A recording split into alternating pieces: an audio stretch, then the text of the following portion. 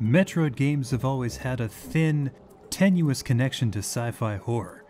H.R. Giger's aesthetic has a ghostly presence throughout the older games, and those tiny threads of horror have persisted ever since. Metroid Dread looks to revitalize that connection, at least from a mechanical perspective. Rather than a traditional horror game, Dread uses environmental and mechanical elements to keep the player tense and terrified. For the most part, the game succeeds at this. We're always outmatched, outgunned, and on the run. If you find moments of peace, they're all too brief. For the most part, the story beats are very familiar. Samus has been sent to investigate a hostile world. Upon her arrival, she's immediately ambushed and depowered. There's a flimsy line about physical amnesia, but it's hardly needed. Anyone familiar with the genre this series pioneered knows you have to start out weak. The more compelling story surrounds your constant encounters with the Emmy, stalker bots whose armor can't be pierced by your weapons. All you can do is run. The story told through my encounters with these hunters was deeply engaging, while the actual narrative was less memorable. But then again, I'm used to forging my own path through a Metroid game. It's not just the stalker bots. All the environmental storytelling is in fine form here. Unlike previous Metroid games, your sense of weakness is more persistent, more tangible. Even at the height of your powers, the game is sure to keep you clinging to life, a stranger in a hostile realm. At least, the dialogue constantly props up this premise. You're always being told to keep clear of these killer droids. Survival is the watchword, rather than victory. If the dire warnings aren't enough to keep you spooked, the whole aesthetic shifts once you enter their territory. Only the forgiving checkpoint system keeps these hunters from totally overwhelming you. Truthfully, there are a lot of safeguards in place to keep the hunter droids from fully ruining your day. You restart right outside their door after one kills you, which softens the pain of defeat. Even the death animation for their sections is mercifully fast. The real dread and horror comes from facing down the game's boss fights. So far, every single boss has come packaged with multiple hours of failed attempts and true despair. But this is actually pretty routine for a Metroid game. Once you learn the secrets behind each battle, they're almost peaceful in their simplicity. The road to achieving this peace is brutal, but you're generally glad you walked said road in the end. On the subject of walks, you still do a lot of backtracking in Metroid Dread.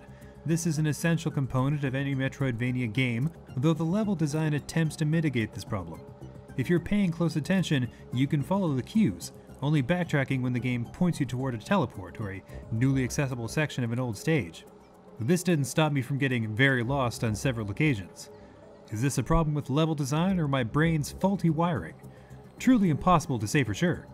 Between the level layout and the controls, Dread consistently demands 100% of your focus. To be clear, the controls aren't bad by any means. They're just very involved. To fire off a missile at a precise location, you need to hold L and R, tilt the left stick, and then hit Y.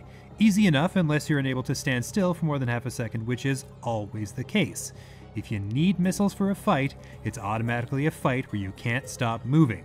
4 to 6 input moves are pretty normal for video games, but there's just something about manually aiming while doing all that in a side-scrolling game that cooks my synapses something fierce.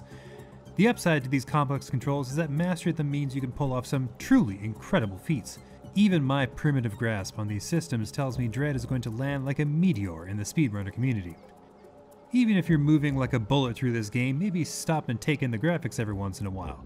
This is a pure fusion of 2D and 3D, with the Metroid Prime visual style slotted into a Super Metroid map layout. Dread follows the old Metroid visual formula, wherein a stage is more dangerous the more beautiful it is. Sure, the fiery pits will cook you inside your suit, but they look amazing. The Emmy designs are a bit more insidious. The killer bots look more or less harmless, until you catch them in motion, and then the threat they pose becomes clear. Meanwhile, their flawless armor plating makes it obvious how impervious they are to most conventional attacks. Even if the Emmy don't seem scary at first, that changes very quickly. Metroid games have always had trace elements of sci-fi horror in them, and Metroid Dread is no different. Rather than inject this series with new levels of fear and tension, Dread seeks to highlight the latent spookiness already present. To that end, it works. That familiar sense of powerlessness and fear is given new life in this game. Suddenly your initial state of weakness has greater narrative weight. Furthermore, the lateral expansion of your moveset feels like a natural conclusion. Every victory is one you clawed and fought for with all your might. Each new stage is filled with fresh dangers to keep you moving with an abundance of caution and care. Even the complex controls and the punishing boss fights are in service to this vision. Metroid Dread takes small but significant steps to expand and innovate upon the established series formula. Metroid and Metroidvania fans alike won't want to miss this entry.